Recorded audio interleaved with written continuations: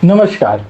एक महत्वपूर्ण विषय है कि जब भी कोई नई खोज हो चुकी होती है या बहुत पहले कोई खोज हो चुकी है, उसके बारे में हमारे देश में ये कहा जाता है कि यह तो हमारे ग्रंथों में हमारे महान ऋषियों ने, महर्षियों ने बहुत पहले ही लिख दिया था और दुनिया जो आज खोज कर पाई है, उससे बहुत आगे की चीज़ हमारे ग्रंथों में पहले ही बता दी गई है। तो हम आज इसी विषय पर चर्चा करने वाले हैं कि इन तर्कों में कितनी सच्चाई है और यदि यह सच है तो आज भारत तकनीक के क्षेत्र में और विश्व के मुकाबले इतना पीछे क्यों है। और जब भी कोई टेक्नोलॉजी कहीं लॉन्च होकर लगभग एक जनरेशन पार कर चुकी होती है, तब वह फिर भारत में क्यों आती है। हम इतना पीछे क्यों चल रहे हैं। अगर सब कुछ हमारे यहाँ पहले से मौजूद है और पहले ही बता दिया गया है, तो आज तक उस पर वृहद शोध का कार्य क्यों नहीं हुआ। हमारी जो सरकारें और खासकर अभी की जो सरकार है, वह तो इसको बहुत बढ़ावा देने वाली सरकार है, तो उसने ऐसी कोई टीम अभी तक क्यों नहीं बनाई, और यदि बनाई है तो वह टीम इतनी सक्सेसफुल क्यों नहीं हुई है कि वो हमारे धर्म ग्रंथों से खोज कर कोई ऐसा नया आविष्कार कर दिखाए या कोई एक नई ऐसी थ्योरी, एक नई ऐसा लॉ लेके आए जो कि आज तक दुनिया में किसी ने न सोचा हो, न जाना हो, ना उसकी क्षमता हो कि वह जान सके। क्योंकि हमारे यहाँ तो लगभग सारी चीजें पहले ही बता दी गई हैं। इस विषय पर ही आज हम चर्चा करने वाले हैं। तो सबसे पहली बात तो यह है कि हमारे यहाँ धर्म ग्रंथ अभी के समय में शायद ही कोई पूर्णतः पढ़ता है या समझता है। कुछ तथाकथित बुद्धिजीवी लोग कहीं से कुछ ढूंढ के निकाल ले आते हैं और उसका एक रिलेशन, एक तारतम्य वैज्ञानिक खोजों से जोड़ देते हैं किसी भी माध्यम से, और ये प्रूव करने में अपनी एड़ी चोटी का जोड़ लगा देते हैं कि देखो देखो, ये जो पहले बताया गया था ये तो हमारे यहाँ पहले से ही बताया जा चुका था। तो यदि वो बताया जा चुका था तो आप इतने दिन तक चुप क्यों थे। आपने पहले ये चीजें क्यों नहीं लाई और दुनिया को ये चीजें क्यों नहीं बताई। जब वह किसी वैज्ञानिक द्वारा खोज ली गई, बता दी गई, तभी आपको यह क्यों पता चला कि यह चीज तो हमारे यहाँ पहले बता दी गई थी। इन प्रश्नों का आपको कोई संतोषजनक उत्तर देता नहीं मिलेगा। सब यही बताते मिलेंगे कि देखो देखो, खोज तो पहले ही लिया था दुनिया से पहले, लेकिन हम बैठे हुए थे चुपचाप क्योंकि हमें पता ही नहीं था। और यह पता हम कब कब चलेगा, कब तक हम इतिहास में जीते रहेंगे, या तो हम भविष्य में ही जीते रहेंगे कि हम एक दिन विश्व गुरु थे, भारत एक दिन सोने की चिड़िया थी और भारत एक दिन विश्व गुरु बनेगा और भारत एक दिन फिर सोने की चिड़िया बन जाएगा।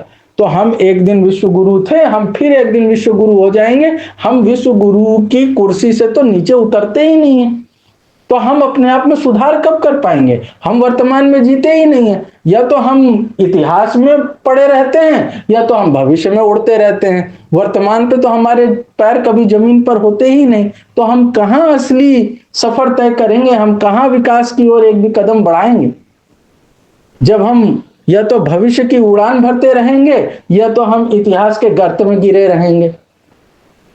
कभी हमें किसी की कब्र खोदने से फुर्सत नहीं मिलेगी तो कभी हम कुछ और उठा ले आएंगे। सही इतिहास से हमें कोई मतलब नहीं है, ना उससे हमें सीखने से मतलब है। हमें बस फालतू की चीजों में अपना दिमाग लगाए रहना है, और उसमें कुछ लोग राष्ट्रीय स्तर पर खड़े होकर ऐसी उलझुल बातें करते हैं और उसको सुनकर लोग आत्ममुग्ध हो जाते हैं कि वाह, हमसे ऊपर तो कोई है ही नहीं। और जब इस मानसिकता से भरे लोग एक देश में रहेंगे तो वह कहां विकास कर पाएगा। आप स्वयं सोच सकते हैं, क्योंकि हमें विकास करने से मतलब ही नहीं है। हमें तो इसी दंभ में रहना है कि हम बहुत महान थे और हम फिर बहुत महान हो जाएंगे। हमें जिन्होंने महान होने की पदवी से नीचे उतारा, जिन्होंने हमें नीचे ढकेला, अब हम उनसे बदला ले लेंगे, काम खत्म। और फिर हम तो महान थे ही, कोई हमें रोक थोड़ा ही सकता है। अब इसमें जैसे अब गोमूत्र और गोबर, इस पर पूरी चर्चा हमारी होती रहती है। उसमें तथाकथित डॉक्टर सुधांशु त्रिवेदी जैसे प्रवक्ता आ जाएंगे और वो बड़े जोर से चिल्लाते हुए बताएंगे कि देखो यूएस में गोमूत्र का पेटेंट हो गया, उसका पेटेंट नंबर है this this this and this, आप जाके चेक कर लें।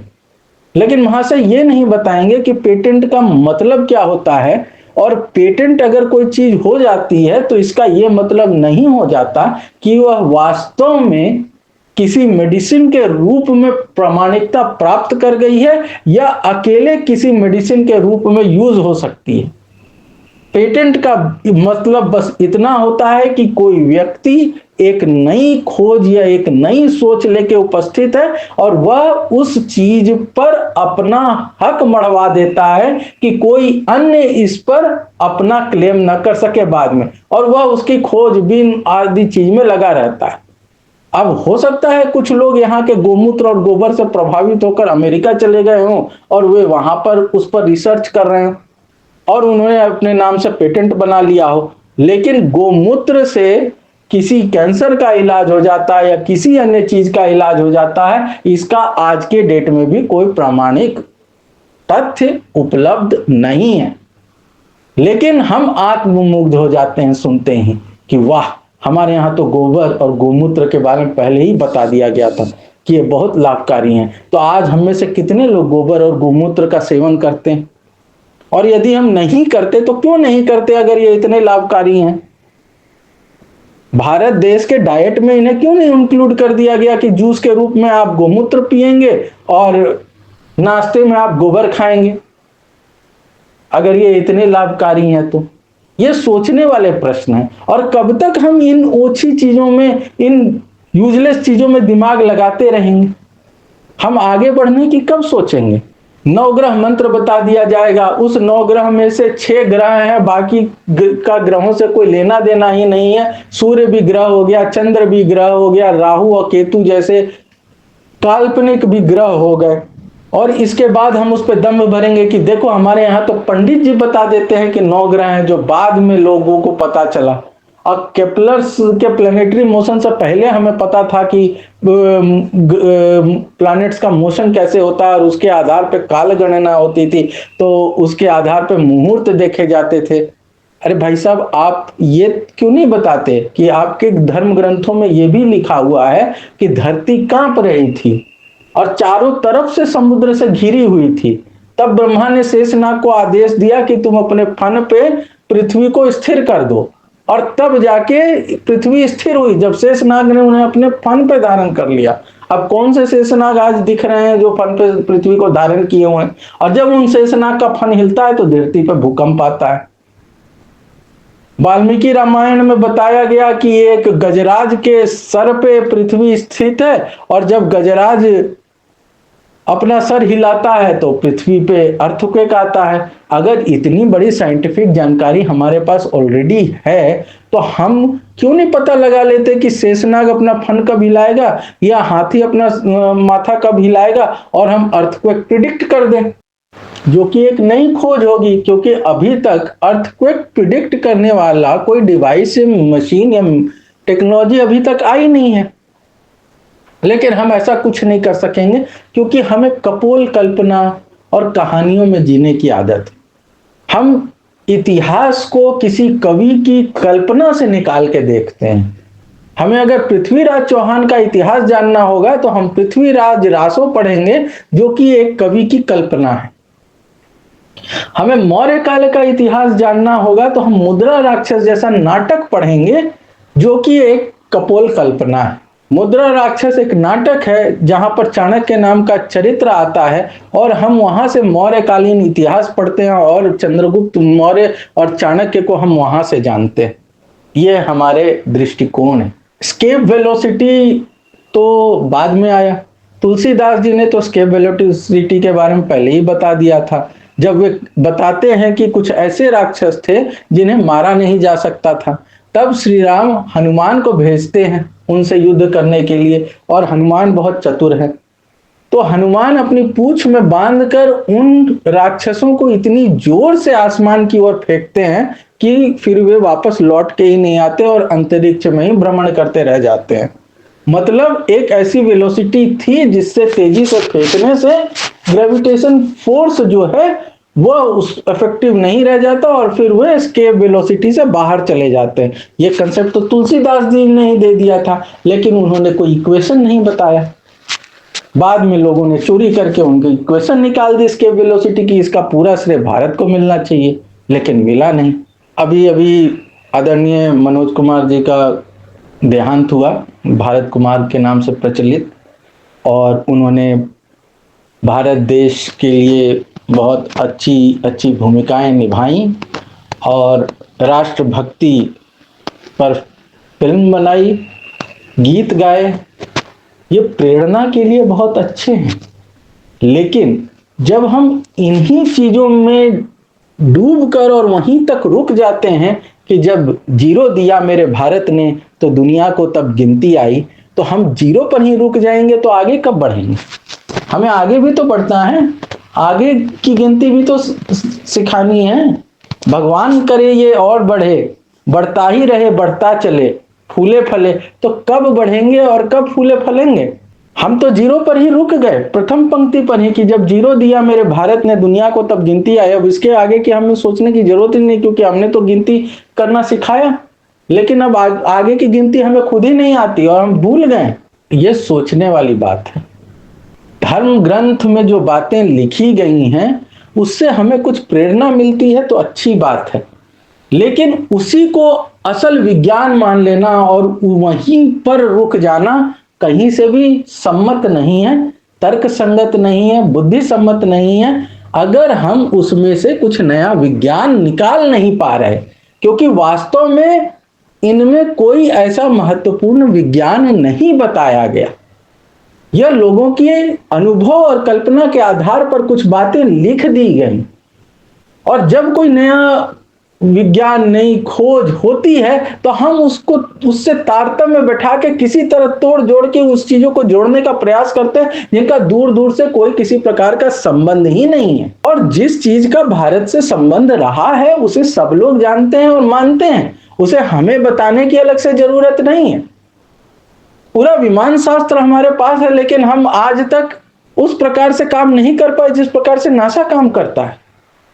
हम तो मगन है कि हमारे पास ब्रह्मास्त्र था, हमारे पास आग्नेयास्त्र था, और ये था और वो था, लेकिन हम क्या हैं वो तो सोचने की जरूरत है।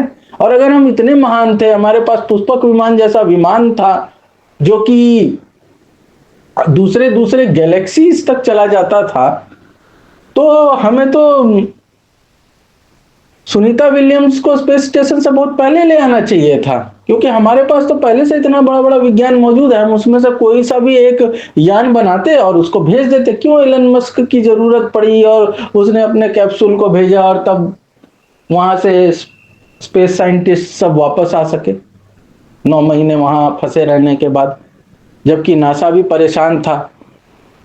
भारत को तो बहुत पहले ये काम कर दिया होना चाहिए था, लेकिन नहीं।